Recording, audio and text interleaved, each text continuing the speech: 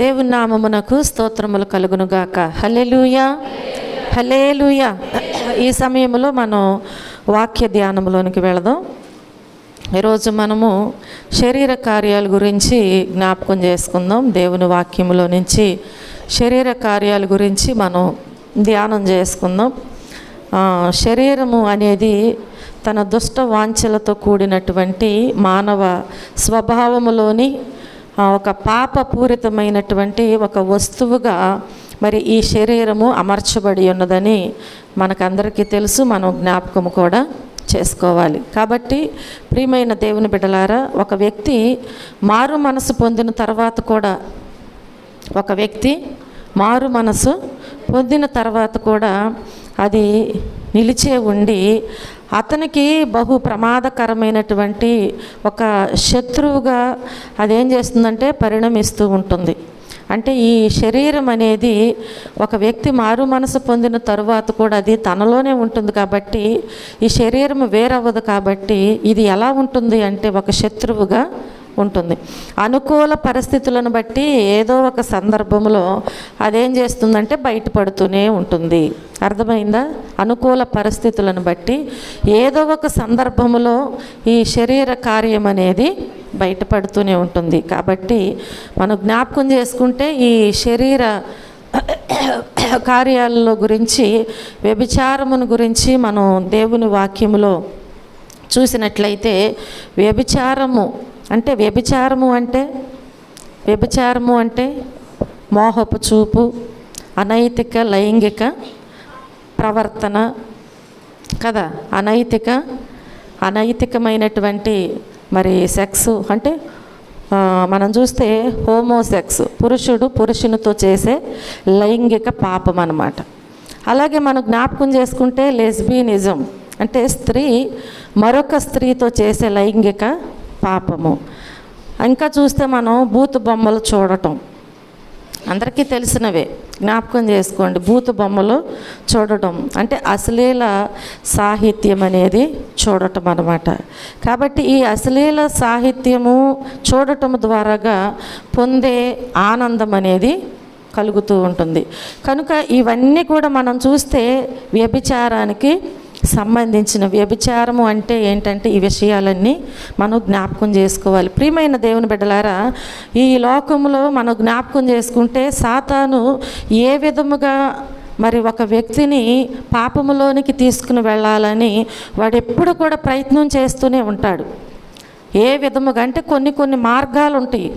ఏ మార్గము గుండా ఈ వ్యక్తిని నేను పాపములోనికి తీసుకుని వెళ్ళాలి అని వాడు ఎప్పుడు ప్రయత్నం చేస్తూనే ఉంటాడు. కానీ వాడు అలసిపోడు, అసలు వాడు ఎన్నడూ కూడా అలసిపోడు. కాబట్టి మనం చూస్తే సాతాను ఈ దినాలలో మనం జ్ఞాపకం చేసుకుంటే స్మార్ట్ ఫోన్లను మన చేతికి ఇచ్చింది. అవునా? ఏమిచ్చింది? మన చేతికి ఇచ్చింది. ఈ స్మార్ట్ ఫోన్లను చేతికిచ్చి వాడు ఏం చేస్తున్నాడంటే చాలా తెలివిగా స్మార్ట్గా వాడి పని వాడు చేస్తూ ఉంటున్నాడు. అది మన చేతికిచ్చి స్మార్ట్గా వాడి పని వాడు ఏం చేస్తున్నాడు, చేసుకుంటూనే పోతూ ఉంటున్నాడు. కాబట్టి ఏదైనా ఒక సమాచారం కోసం ఆ స్మార్ట్ ఫోన్ ఉందని చెప్పి ఒక సమాచారం కోసం ఎవరైనా సరే ఇంటర్నెట్ ఓపెన్ చేస్తే చాలు, ఇంకా అక్కడ ఏమొస్తుంది చెప్పాలి. ఏమొస్తుందండి? క్లిక్ మీ అని వస్తుందా లేదా? ఇప్పుడు దాన్ని ఏం చేస్తున్నారు? పొరపాటున టచ్ చేశారా? ఏమవుతుంది చెప్పాలి. పొరపాటును ఒకవేళ టచ్ చేసామా అంతే, ఇక ప్రమాదంలో పడిపోయినట్టే. కాబట్టి అందుకే ఇప్పుడు ఈ నేటి దినాలలో మనం జ్ఞాపకం చేసుకున్నట్లయితే వ్యభిచారము కదా మనం చెప్పుకున్నాం కదా. వ్యభిచారం అంటే హోమోసెక్స్, పురుషుడు మరొక పురుషునితో చేసే లైంగిక పాపం అన్నమాట.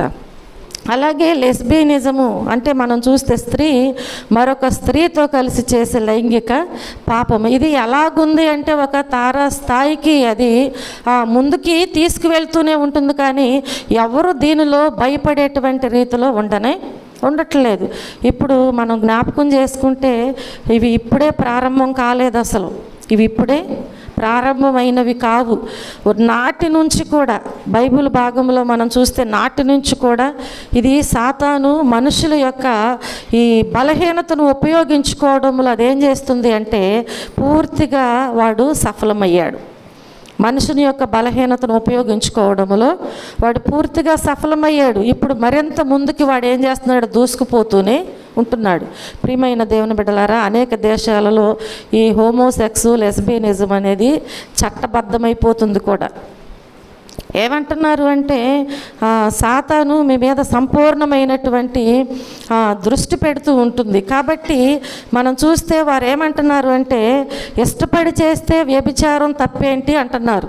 ఇష్టపడి చేస్తే వ్యభిచారము తప్పేమీ కాదంటూ ఎవరు చెప్తున్నారు అంటే న్యాయస్థానాలు సహితము తీర్పులు వెల్లడిస్తూ ఉంటున్నారు. ఎవరు చెప్తున్నారు? న్యాయస్థానానికి వెళితే వారిద్దరికీ ఇష్టమైంది కాబట్టి ఎవరు ఏం చేయలేరు అంటున్నారు. న్యాయస్థానము కూడా అలాంటి తీర్పు అనేది ఇస్తూ ఉంటుంది. కాబట్టి ఈ తీర్పులతో సాతాను ఏం చేస్తాడు, ఇంకా ఎగిరి గంతులు వేస్తాడు. ఎందుకని? వాడికి అనుకూలమైనటువంటి తీర్పులు వచ్చాయి కాబట్టి వాడు ఇంకా ఎగిరి గంతులు వేస్తూ వాడు ఏం చేస్తాడంటే రెట్టించినటువంటి ఉత్సాహముతో మరింత విజృంభిస్తూ ఉంటాడు దేవుని పిల్లలైనటువంటి ప్రతి ఒక్కరి మీద. వారి ఒడిలో ఒకవేళ ఎవరైనా కానీ వారి ఒడిలో ఒకవేళ ఇప్పటికీ నువ్వు చిక్కేవేమో జ్ఞాపకం చేసుకో. ఇప్పటికే ఒకవేళ చిక్కినటువంటి జీవితంతో నీవు ఉన్నావేమో, ఒకవేళ చిక్కడానికి ఒకవేళ నీవు సమీపములో ఉన్నావో మరి నాకైతే తెలియదు. కానీ దేవుడు మాట్లాడుచున్నాడు కదా, సాతాను నీ మీద సంపూర్ణమైన దృష్టి పెట్టి ఉంచాడు.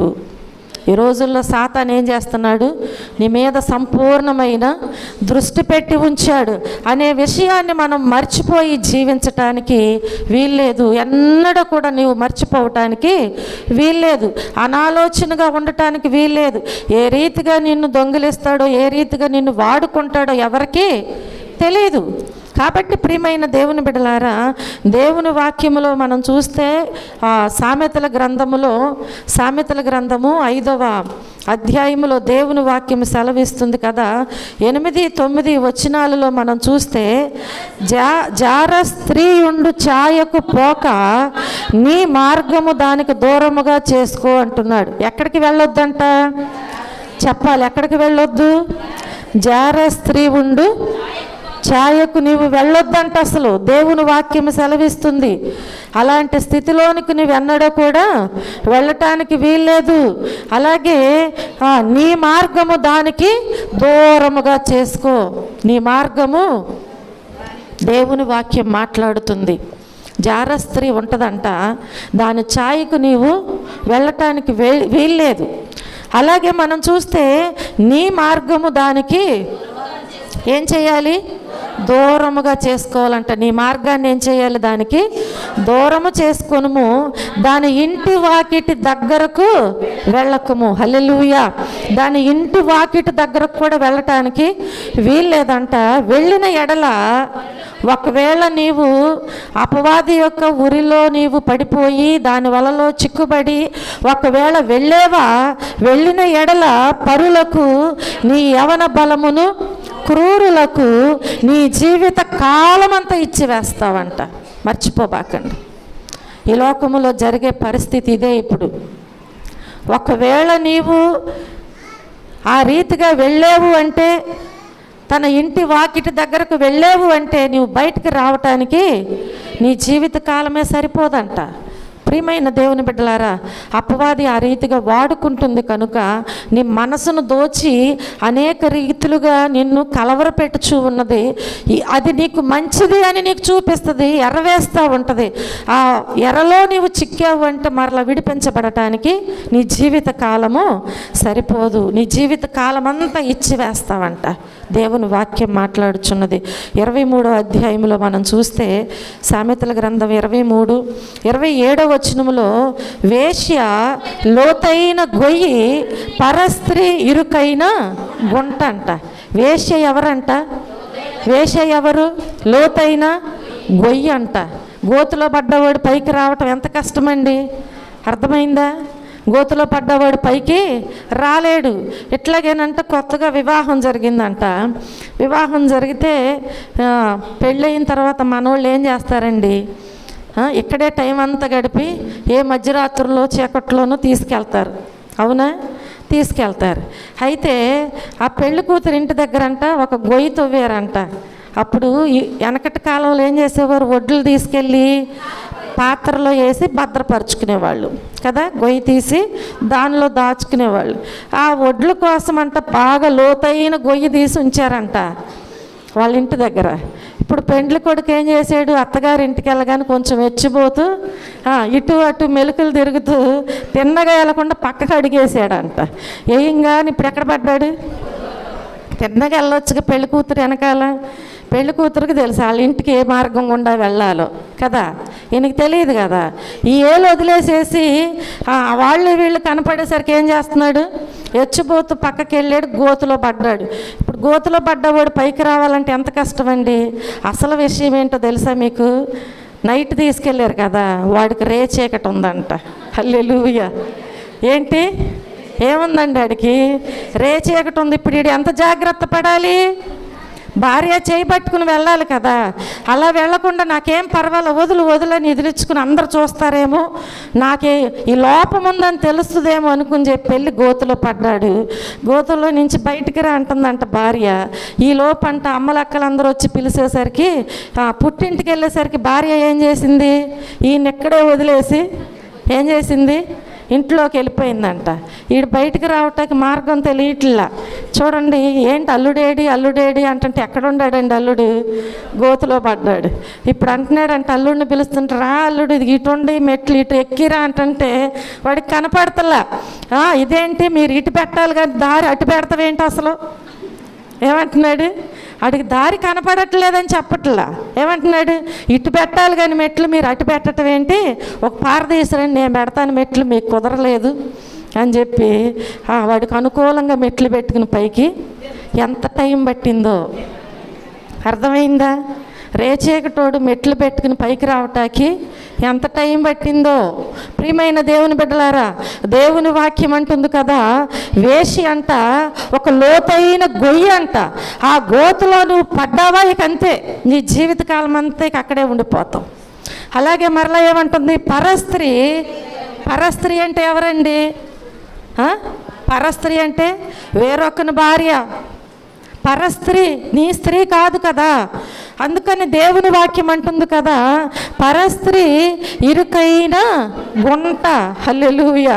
అదే నీ భార్య అనుకుని మేలు కోరద్ది. నువ్వు కొట్టినా తిట్టినా పడి ఉంటుంది, నువ్వు ఆహారం తెచ్చి పెట్టినా పెట్టకపోయినా గుట్టుగా ఇంట్లో పడి ఉంటుంది. కష్టపడి ఏదో ఒక విధంగా గంజినీళ్ళైనా పోసి పిల్లల్ని పెంచుకుంటూ ఉంటుంది. పరస్త్రీకి అలా ఉంటుందా, నీ మీద ప్రేమ ఉంటుందా? నువ్వు ఎక్కడెక్కడికి తిరిగి వచ్చినా వచ్చేసరికి నీకు అంత అన్నం వండి అక్కడ పెట్టి ఉంచదు. ఒకవేళ నీకు ప్లేట్లో పెట్టకపోయినా వండి ఉంచుతున్నారా లేదా? హల్లెలూయా. కాబట్టి ప్రియమైన దేవుని బిడ్డలారా, దేవుని వాక్యం అంటుంది కదా, పరస్త్రీ అంట ఇరుకైన గుంట అంట. అలాగే 31వ అధ్యాయం 3వ వచనంలో చూస్తే సామెతల గ్రంథములో, నేను ఇదంతా ఎందుకు చెప్తున్నానంటే వ్యభిచారము గురించి, శరీర కార్యాలలో ఉన్న వ్యభిచారము గురించి నేను మీకు తెలియచేస్తున్నాను. నీ బలమును పరస్త్రీలకు ఇయ్యకుము, రాజులను నశింపజేయు స్త్రీలతో సహవాసము చేయకుము. నీ బలం ఎవరికి ఇవ్వద్దు, పరస్త్రీలకు ఇవ్వద్దు. రాజులను నశింపజేయు స్త్రీలతో సహవాసము చేయొద్దు. ఆ స్త్రీలు ఎలాంటి వారంట చెప్పాలి, ఎలాంటి వారు? రాజులను సహితం ఏం చేస్తారంట, నశింపజేసేస్తారంట. రాజు అంటే ఎంత ప్రతిష్టంగా ఉంటాడు, ఎంత బలంగా ఉంటాడు, ఎంత జ్ఞానముగా ఉంటాడు, ఎంత పట్టుదలతో ఉంటాడు కదా, రాజుకు ఉండవలసిన లక్షణాలు. అలాంటి రాజును సహితమే ఈ పరస్త్రీ ఏం చేస్తుందంట, నశింపజేస్తూ ఉంటుందంట. కాబట్టి ప్రియమైన దేవుని బిడ్డలారా, అలాంటి స్త్రీలతో ఏం చేయకూడదు, సహవాసము చేయకము అంటుంది. మరి కానీ నువ్వు చేయాల్సింది ఏంటి, అసలు నీవు చేయవలసింది ఏంటంటే సామెతల గ్రంథం 5వ అధ్యాయంలో 18-19 వచనాల్లో మనం చూస్తే, నీ యవన కాలపు భార్య యందు సంతోషించు అంటున్నారు. హల్లెలూయా. అందరు దేవుణ్ణి స్తుతించండి. హల్లెలూయా, హల్లెలూయా. ఏం చేయాలంట? దేవుడు ఏం చేయాలంటున్నాడు? నువ్వు చేయవలసింది ఏంటి అంటే నీ యవన కాలపు భార్య యందు సంతోషించు. ఆమె అతి ప్రియమైన లేడి, అందమైన దుప్పి. హల్లెలూయా. నువ్వు అందంగా ఉన్నావంటే నీ భార్య అందంగా ఉన్నట్టే. నీవు మంచి మనసుతో నీ భార్య వైపు చూడు, నీకు అందంగా కనిపిస్తుంది. అర్థమైందా? ఎందుకంటే నీ ఎముకలలో నుంచి ఒక ఎముకను తీసి ఏం చేశారు? నీకు భార్యగా దేవుడు చేశాడు కదా. కాబట్టి ఇప్పుడు నీవు అందంగా ఉన్నావు అంటే నీ భార్య అందమైనదే. కాబట్టి ఇప్పుడు అలాంటి నీ అందమైన నీ యవన కాలపు భార్య యందు నువ్వేం చేయాలి? సంతోషించు, అంతే. పరస్త్రీల సంగతి మనకెందుకండి? అవునా? వాళ్ళు లోతైన గొయ్య గుంటలు, వాళ్ళు నశింపజేస్తారు. నీ జీవితకాలం అంతా నశించిపోతూనే ఉంటావు. కాబట్టి నువ్వేం చేయాలి అంటే నీ యవన కాలపు భార్య యందు సంతోషించు. ఆమె అతి ప్రియమైన లేడి, అందమైన దుప్పి. హల్లెలూయా. ఇంకా ఒకవేళ వివాహం కాకపోతే, వివాహం జరిగిన వాళ్ళ గురించి వచనం రాయబడి ఉంది. ఒకవేళ ఇంకా నీకు వివాహం కాకపోతే ఆ సమయం వచ్చే వరకు సాతాను వలలో చిక్కుకోకుండా నువ్వేం చేయాలి? నిన్ను నీవు కాపాడుకో. నిన్ను నువ్వేం చేయాలి? కాపాడుకో. అంతేగాని నీవు వ్యభిచారింపవద్దు. అంతేగాని నువ్వేం చేయకూడదు? వ్యభిచారింపవద్దు. మత్తయి సువార్త 19వ అధ్యాయంలో 18వ వచనం సెలవిస్తుంది మనకి. వ్యభిచారము చేయవద్దని దేవుని వాక్యం అక్కడ మనకు సెలవిస్తుంది. మత్తయి సువార్త 19వ అధ్యాయము 18వ వచనములో మనం చూస్తే యేసు ప్రభు వారు ఆయన సెలవిస్తున్నటువంటి మాట ఏంటి అంటే నరహత్య చేయవద్దు, వ్యభిచరింపవద్దు, దొంగిలవద్దు, అబద్ధ సాక్ష్యము పలుకవద్దు, తల్లిదండ్రులను సన్మానించు. అర్థమైందా? నీకు ఇంకా వివాహం కాకపోతే నువ్వేం చేయాలి? సాతాను యొక్క వలలో చిక్కకుండా నిన్ను నీవు కాపాడుకో. అంతేగాని నీవు వ్యభిచారము చేయటానికి వీల్లేదు. ఒకవేళ నీవు వ్యభిచారము చేసావు అంటే దేవుడు నిన్ను శిక్షిస్తాడు. యేసుప్రభు చేయొద్దు అంటున్నారు, అంతే. వ్యభిచారము చేయవద్దు అని సెలవిస్తున్నారు. కనుక ప్రియమైన దేవుని బిడ్డలారా, పరిశుద్ధ గ్రంథము వ్యభిచారం అనే పాపమును అన్ని పాపముల కంటే కూడా ఘోరమైన పాపముగా పేర్కొన్నది. ఈ పరిశుద్ధ గ్రంథములో అన్ని పాపముల కంటే కూడా వ్యభిచారం అనే పాపము ఒక ఘోరమైన పాపముగా పేర్కొన్నది. కారణం ఏంటి? మనం చూస్తే ఏ పాపమైనా ఒక్కరి వల్లనే జరుగుతుంది. దొంగతనం చేస్తే ఒక్కలే వెళ్ళొచ్చు, ఒకవేళ అబద్ధం ఆడాలంటే ఒక్కలే ఆడవచ్చు. అవునా?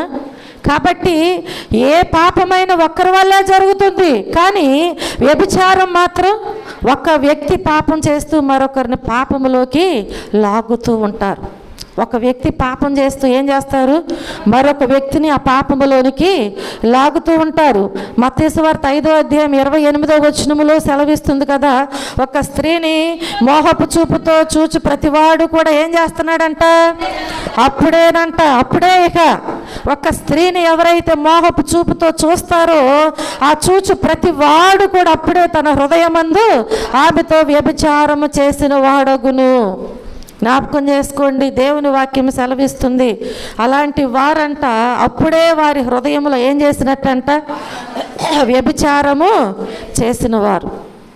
కాబట్టి ఒక పురుషుని మోహపు చూపుతో చూచు ప్రతి స్త్రీ కూడా, ఒక పురుషుని మోహపు చూపుతో చూచు ప్రతి స్త్రీ కూడా అప్పుడే తన హృదయం అందు అతనితో ఏం చేసింది అవుతుంది? పాపము, వ్యభిచారము చేసినదగును. అంటే చేసిన చూసిన రెండు ఒకటేనా? చెప్పాలి. చేసిన చూసిన రెండు ఒకటేనా? డౌట్ అందరికీ. ఒకటేనా? ఒకటే అంటున్నారు చాలామంది. ఒకటా రెండండి? చెప్పాలి. రెండు అన్న వాళ్ళు ఎంతమంది? అటు ఇటు చెప్పకుండా ఉండేవాళ్ళు ఎక్కువ మంది ఉన్నారు, ఒకటనేవాళ్ళు తక్కువ మంది ఉన్నారు. ప్రియమైన దేవుని బిడ్డలారా, కానే కాదు, ఒకటి కానే కాదు. మనం జ్ఞాపకం చేసుకుంటే చేసిన దానికి చూసిన దానికి శిక్ష ఒకటేనా? కానే కాదు. మరెందుకు ఇలా మోహపు చూపుతో చూస్తే అది హృదయంలో ముద్రించబడి ఆ తప్పు చేయడానికి శరీరాన్ని బలవంతం చేయొచ్చు. ఆ తప్పు చేయటానికి శరీరాన్ని బలవంతం చేయొచ్చు. అట్లాంటి చూపులే ఒకవేళ లేకపోతే అట్లాంటి చూపులే ఒకవేళ లేకపోతే ఆ తప్పు చేసే అవకాశమే లేదు.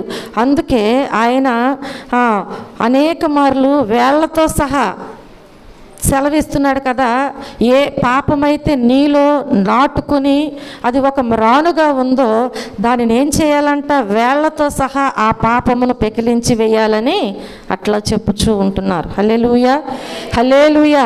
అంతేగాని చేసినవాడు చూసినవాడు ఇద్దరూ ఒక్కటే అని మాత్రం తలంచకూడదు. చేసిన వాడికి చేసినంత చెప్పరేంటి, చేసిన వానికి చేసినంత శిక్ష, చేసిన వానికి చేసినంత శిక్ష, చూచిన వాడికి చూచినంత శిక్ష. అవునా? చేసిన వానికి చేసినంత ఉంటుంది, చూచిన వానికి చూచినంత శిక్ష ఉంటుంది. కొందరు రహస్యముగా జొరబడి ఉన్నారు. చూడండి, యోధా పత్రికలో దేవుని వాక్యం సెలవిస్తుంది కదా. యోధా పత్రిక 1వ అధ్యాయంలో మనం జ్ఞాపకం చేసుకుంటే దేవుని వాక్యం సెలవిస్తుంది కదా. యోధా పత్రిక 1వ అధ్యాయము 4వ వచనాన్ని చూడండి. ఏలయనగా కొందరు రహస్యముగా జొరబడి ఉన్నారు, వారు భక్తిహీనులై మన దేవుని కృపను కామాతురత్వమునకు దుర్వినియోగపరుచుచున్నారు. ప్రియమైన దేవుని బిడ్డలారా, దేవుని వాక్యములో సెలవిస్తుంది కదా, కొందరంట రహస్యముగా జొరబడుతున్నారంట. కొందరు ఎలా జొరబడుతున్నారు? రహస్యముగా జొరబడి ఉన్నారు. వారు ఎలాంటి వారు అంటే భక్తిహీనులు. వారు ఎలాంటి వారు? భక్తిహీనులు. వారు భక్తిహీనులై మన దేవుని కృపను ఎలా వాడుకుంటున్నారంట? కామాతురత్వమునకు దుర్వినియోగ పరచుచున్నారంట. హల్లెలూయా. వారు ఏం చేస్తున్నారు? దేవుని కృపను కామాతురత్వమునకు దుర్వినియోగ పరచుచూ ఉంటున్నారు. ప్రియమైన దేవుని బిడ్డలారా, ఈ ఉదయకాల సమయంలో మన మంచి పనులు దేవుని రాజ్యము చేర్చలేవు. మనం చేసే ఈ లోకములో మంచి పనులు దేవుని రాజ్యములోనికి చేర్చలేవు. కేవలము ఆయన కృప మాత్రమే నిత్య జీవానికి, నిత్య రాజ్యానికి చేర్చగలవు. ఆయన కృప మాత్రమే మనలో నిత్య రాజ్యములోకి చేర్చగలదు. కాబట్టి వ్యభిచారము చేసిన తప్పేమీ కాదు, దానికి శిక్ష ఏమీ లేదు అంటూ ఏం చేస్తున్నారంటే, ఆయన కృప మనలను రక్షిస్తుంది. మంటి నుండి తీయబడిన శరీరం కదా, ఈ మంటి నుండి తీయబడిన శరీరం మన్నైపోతుంది. చూసారా దేవుని కృపను ఎలా వాడుకుంటున్నారు? వారికి కావలసిన రీతిలో దుర్వినియోగముగా, కామాతురత్వముతో వారికి అనుకూలముగా వాడుకుంటున్నారు. వ్యభిచారం చేసినా తప్పేమీ లేదు, పాపం చేసినా తప్పేమీ లేదు. ఎందుకని అంటే మనం మంట నుండి తీయబడ్డాం. దేవుని కృప ఉంటుంది కదా మనకి.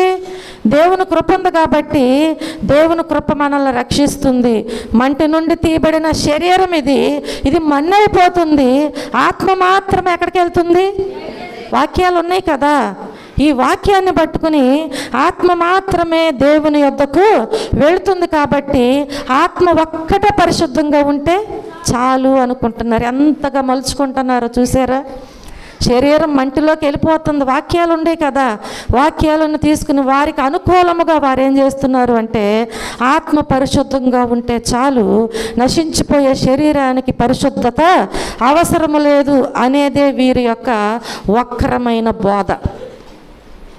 ఇలాంటి బోధలు అనేకములుగా ఈ లోకానికి వెల్లడి అవుతూ ఉన్నాయి. ఈ రోజుల్లో మనం జ్ఞాపకం చేసుకుంటే ఈ బోధలు విని విచ్చలవిడిగా అనేక మంది యవనస్తులు సహితం ఏమైపోతున్నారంటే దేవునికి దూరమైపోతున్నారు. ప్రియమైన దేవుని బిడ్డలారా, శరీరం మాలిన్యమైపోయాక ఆత్మ ఎట్లా పరిశుద్ధంగా ఉండగలదండి? శరీరం మాలిన్యం అయిపోయిన తర్వాత ఆత్మ ఎలా పరిశుద్ధంగా ఉండగలుగుతుంది? అది సాధ్యమే కాదు, అది సాధ్యము కాదు అసలు. కాబట్టి అందుకే పౌలు గారు ఈ రీతిగా మాట్లాడుచూ ఉంటున్నారు. కొరింథీయులకు రాసిన 2వ పత్రికలో దేవుని వాక్యం సెలవిస్తారు కదా, 7వ అధ్యాయం 1వ వచనములో, శరీరమునకును ఆత్మకును కలిగిన సమస్త కల్మషము నుండి మనలను పవిత్రులనుగా చేసుకొందము అంటున్నాడు. హల్లెలూయా. దేనికి ఉంటుందంట కల్మషము? శరీరానికి, రెండిటికి ఉంటుంది. శరీరానికి మాలిన్యం ఉన్నప్పుడు ఆత్మకు అంటకుండా ఉంటుందా? జ్ఞాపకం చేసుకోండి. పరిశుద్ధుడైన పౌలు సెలవిస్తున్నారు ఈ మాటలు. ఏమైనా మాట్లాడుచున్నారు? శరీరమునకును ఆత్మకును కలిగిన సమస్త కల్మషము నుండి మనం ఏం చేయాలంట? మనలను మనము పవిత్రులుగా చేసుకుందాము. హల్లెలూయా. ఆ ఆలోచన ఉండాలి కానీ వక్రమైన బోధలకు తల వంచొద్దు. ఏదో మనకు అనుకూలంగా బోధించారు కదా అది తీసుకుని మనం అపవిత్రులం అయిపోయి దేవునికి దూరముగా ఉండటానికి వీల్లేదు అని నేను మీకు తెలియచేస్తున్నాను. హల్లెలూయా, హల్లెలూయా. దేవుని కృపకు కూడా కొన్ని పరిధులు ఉంటాయి. దేవుని కృపకు కొన్ని పరిధులు ఉంటాయి. నేను ఎట్లా జీవించినా దేవుని కృప నన్ను రక్షించుతుందిలే అని అనుకోవటానికి వీల్లేదు. ఆయన కృపకు కొన్ని పరిధులు ఉంటాయని మనం జ్ఞాపకం చేసుకోవాలి. ఎన్నో వాక్యాలు మనం వింటున్నాం. ఎన్నో వాక్యాల చేత దేవుడు మనల్ని హెచ్చరిస్తూ ఉంటున్నారు. మనము అనాది కాలము నుంచి వాక్యాన్ని బాగుగా ఎరిగిన వారమై ఉన్నాం. ఎరిగినటువంటి మనము మరలా దేవుని కృపకు దూరస్తులుగా ఉండటానికి వీల్లేదు. దేవుని కృప కూడా ఏం చేస్తుంది అంటే ఆ కృపకు కూడా కొన్ని పరిధులు ఉంటాయని చెప్పి మనం జ్ఞాపకం చేసుకోవాలి. మనకు ఒక స్థలం ఉంది, ఆ స్థలానికి కొన్ని పరిధులు ఉన్నాయి. నాకు ఈ మూల ఎక్కువ కావాలని ప్రక్కవాడి స్థలంలోకి వెళ్తే వాడు ఊరుకుంటాడా? ఊరుకోడు. మనకు కొన్ని పరిధులు ఉన్నాయి. మన పిల్లలని మనం చెప్పుకోవాలి. వాళ్ళ పిల్లలు అందంగా ఉన్నారని వాళ్ళ పిల్లల్ని తీసుకెళ్ళి వేరే ఊర్లో వీళ్ళే మా పిల్లలని చెప్పుకోవటానికి వీల్లేదు. అన్నిటికీ కూడా కొన్ని పరిధులు ఉంటాయి. కాబట్టి దేవుని కృపకు కూడా కొన్ని పరిధులు ఉన్నాయి. నేను ఎట్లా జీవించినా దేవుని కృప నన్ను రక్షిస్తుందిలే అని చెప్పి అనుకోవడం అవివేకం అని చెప్పి నేను జ్ఞాపకం చేస్తున్నాను. ప్రియమైన దేవుని బిడ్డలారా, తప్పు చేసేవాడు, తప్పు చేసినటువంటి వాడు ఎంతటి వాడైనా సరే, ఎంతటి వాడైనా అతను ఒకవేళ ఎవరైనా కావచ్చు, ఈ లోకంలో ఏ అధికారైనా కావచ్చు, లేకపోతే పాస్టర్లైనా కావచ్చు, తప్పు చేసినటువంటి వారు ఎంతటి వారైనా సరే పశ్చాత్తాప పడకపోతే శిక్ష అనుభవించవలసిందే. శిక్ష నుంచి ఎవరు కూడా నిన్ను తప్పించలేరు. శిక్ష తీరవలసిందని చెప్పి నేను మీకు జ్ఞాపకం చేస్తున్నాను. మనం చూస్తే బైబిల్లో కొంతమంది వ్యక్తులను మనం జ్ఞాపకం చేసుకోవచ్చు. బైబిల్ భాగంలో నుంచి నేను చెప్పాను కదా, రాజులను సహితము ఏం చేస్తుందంట? వేశ్య అయినా పరస్త్రీ అయినా నశింపజేస్తూ ఉంటుంది. ఎవరిని? రాజులను సహితము కూడా నశింపజేస్తుంది. చూడండి, సంసోన్ ఎవరండి? న్యాయాధిపతి. సంసోన్ ఎవరు? న్యాయాధిపతి. దావీదు ఎవరు? ఒక రాజు. దావీదు రాజు అయి ఉన్నాడు. హోప్ని ఫినెహాసులు ఎవరు? యాజకులు. జ్ఞాపకం చేసుకోండి ప్రియమైన దేవుని బిడ్డలారా, సొదొమ గొమొర్రా ప్రజలు సామాన్యులు. వారు ఎంతటి వారైనా కావచ్చు, వారు రాజులే కావచ్చు, లేదంటే న్యాయాధిపతులే కావచ్చు, యాజకులే కావచ్చు, సామాన్య ప్రజలే కావచ్చు. దేవుని వాక్యం సెలవిస్తుంది ఎట్లా? వారు ఎంతటి వారైనా సరే తప్పించుకోలేక పోయినట్లుగా వాక్యములోనే చాలామంది మనకు కనిపిస్తూ ఉంటున్నారు. హల్లెలూయా, హల్లెలూయా. చూడండి, సంసోను పతనం గురించి మనం ఒక్క విషయాన్ని జ్ఞాపకం చేసుకుంటే, సంసోను పతనము గురించి, వ్యభిచారం ఎంతటి భయంకరమైన పరిస్థితిలోనికి నిన్ను నెట్టివేస్తుందో సంసోను జీవితాన్ని ఒక్కసారి నీ జ్ఞాపకంలోనికి తీసుకురావాలి. ఎప్పుడైనా సరే నువ్వేదైనా ఒక పొరపాటు చేయబోచున్నావని ఆ తలంపు నీకు కలిగితే సంసోను జీవితాన్ని నువ్వు జ్ఞాపకంలోనికి తీసుకురావాలి అనుకుంటున్నాను నేను ఈ సమయంలో. ప్రియమైన దేవుని బిడ్డలారా, ఆ యవనుడు దేవుని కోసము సంసోను ఏం చేయబడ్డాడు? తల్లి గర్భములో ఉండగానే ప్రతిష్ట చేయబడినవాడు. ఎలాంటి వాడు? ప్రతిష్ట చేయబడినవాడు. బైబిల్ గ్రంథములోనే అత్యంతమైనటువంటి బలవంతుడు. ఎవరి గురించి చెప్తున్నాను? సంసోను గురించి చెప్తున్నాను. బైబిల్ గ్రంథములో అత్యంతమైనటువంటి బలవంతుడు. కొదమ సింహాన్ని సహితము అవలీలగా చీల్చివేశాడు. ఒకానొక సమయంలో కొదమ సింహాన్ని ఏం చేశాడు? అవలీలగా చీల్చివేసినటువంటి బలశాలి. ఒకానొక దినంలో 300 నక్కలను పట్టుకున్నాడు. ఎన్ని వందలు? మనం ఒక్క నక్కనన్నా పట్టుకోగలమా? నక్కను చూస్తేనే భయం వేస్తుంది, అవునా? చూడండి, ఒక్కరోజు 300 నక్కలను పట్టుకుని శత్రువుల పంట పొలాలను నాశనము చేసినటువంటి ధీరుడుగా ఉన్నాడు. హల్లెలూయా. చూడండి, పట్టణానికి కావలిగా ఉన్నటువంటి ఇనుప గేటును సహితము ఆయన ఏం చేశాడు అంటే ఆయన బలముతో ఓడబెరికి కొండ మీదకి విసిరేసాడంట. ఒక పట్టణానికి, ఇంటికి కాదండి, పట్టణానికి కావలిగా ఉన్నటువంటి ఇనుప గేటును ఏం చేశాడు? తన బలము చేత ఓడబెరికి అక్కడ పడేయలేదు. ఎక్కడ పడేసాడు? కొండ ఏమన్నా ఎంత హైట్లో ఉంటుందా? చెప్పాలి, ఎంత హైట్గా ఉంటుందండి? అంత పైకి ఆ గేటును ఏం చేశాడంట? ఇసిరి వేసినట్లుగా మనం చూస్తూ ఉంటున్నాం. ఒకరోజు గాడిద పచ్చదవడ ఎముక చేతంట 1000 మంది శత్రువులను చంపివేశాడంట. హల్లెలూయా. ఈ ఆధిక్యతలన్నీ ఎవరిలో ఉన్నాయి? సంసోన్లో ఉన్నాయి. దేవుని చేత తల్లి గర్భములో ఉండగానే ప్రతిష్ఠిత చేయబడినటువంటి ఈ సంసోను ఒక్కరోజు గాడిద పచ్చిదవడ ఎముకతో 1000 మంది శత్రువులను చంపినటువంటి శూరుడు అనమాట. ఇట్లా ఎన్నో కార్యాలు చేశాడు, ఎన్నో కార్యాలు జరిగించాడు. ఇట్లాంటి ఆ యవనస్తుడు ఒకానొక దినానంట వేశ్య అయినటువంటి స్త్రీ చేత ఆకర్షించబడ్డాడు. ఎంత బలవంతుడైనటువంటి, ఆధిక్యతలు కలిగినటువంటి, దేవుని చేత ప్రతిష్ఠించబడినటువంటి ఈ యవనస్తుడు యవన కాలంలో ఉండి ఎక్కడ ఆకర్షించబడ్డాడు? వేశ్య అయిన స్త్రీ చేత ఆకర్షించబడ్డాడు. తద్వారాగా ఈయనకు వచ్చినటువంటి ప్రతిఫలం ఏంటి? శత్రువుల చేతిలో బందీగా మారిపోయాడు. బలమంతా ఏమైపోయింది? దేవుడిచ్చిన బలం ఏమైందండి? నువ్వు ఎర్రవీగుతూ ఉంటావు నీ అందాన్ని బట్టి, నీ బలాన్ని బట్టి. నీ అందము చేత అనేక మందిని ఆకర్షించుకుని ఏం చేస్తున్నావు? పాపములోనికి, వ్యభిచారములోనికి లాగేస్తున్నావు. ఒకానొక దినాన నీ అందం పోయే స్థితి వస్తుంది, నీ బలం పోయే స్థితి వస్తుంది. అప్పుడేంటి నీ పరిస్థితి? ఎవ్వరు నిన్ను రక్షించలేరు. ప్రియమైన దేవుని బిడ్డలారా, మనం జ్ఞాపకం చేసుకుంటే ఆ విషయానికి వచ్చేసరికి ఈ యవనస్తుడు ఆ రీతిగా ఆ బలమునంతా పోగొట్టుకుని ఆ పాపమును బట్టి, వ్యభిచారమును బట్టి శత్రువుల చేతిలో ఒక బందీగా మార్చబడి ఉన్నాడు. తల వెంట్రుకలు గొరిగించబడ్డాయి. తల వెంట్రుకలు వేశ్యను నమ్మి తన రహస్యాన్ని చెప్పాడు. వేశ్య లోతైన గొయ్యి అని గ్రహించలేదు, అది నాశనము చేస్తుందని గ్రహించలేదు, అది ఇరుకైన గుంటని గ్రహించలేదు. తనకున్న రహస్యాన్ని ఎవరికి చెప్పనటువంటి ఇతను ఇప్పుడు ఎవరికి చెప్పాడు? ఒక వేశ్యకు, ఒక స్త్రీకి చెప్పాడు తన రహస్యాన్ని. తన తల వెంట్రుకలన్నీ గొరిగించబడిని, తన బలమును పోగొట్టుకున్నాడు, 2 కళ్ళు పెరికివేయబడ్డాయి, ఆఖరికి దాగోను దేవతకు బలిగా మారిపోయాడు. ఎలాంటి దుస్థితికి వెళ్ళాడో చూడండి. ఇతను ఎవరు అంటే ఒక న్యాయాధిపతి. దేవుడు తల్లి గర్భములో ఉండగానే ప్రతిష్ఠించుకున్నాడు. అతని జీవిత ప్రారంభం ఎట్లా ఉంది, ఎట్లా ముగించబడింది? జాగ్రత్త. నీ యవన కాలంలో ప్రారంభాన్ని బట్టి నువ్వు ఎక్కడ కూడా గర్వించవద్దు, విర్రవేగవద్దు. నీవు పాపములో పడుతూ అనేకులను పాపములోనికి లాగవద్దు. దేవుని శిక్ష ఉంటుంది.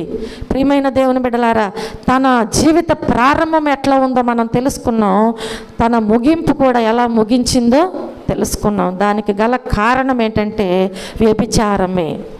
దానికి గల కారణం ఏంటి? వ్యభిచారమే. రెండవదిగా మనం చూస్తే దావీదు ఎవరై ఉన్నారు? ఒక రాజు అయి ఉన్నాడు. దావీదు ఎవరు?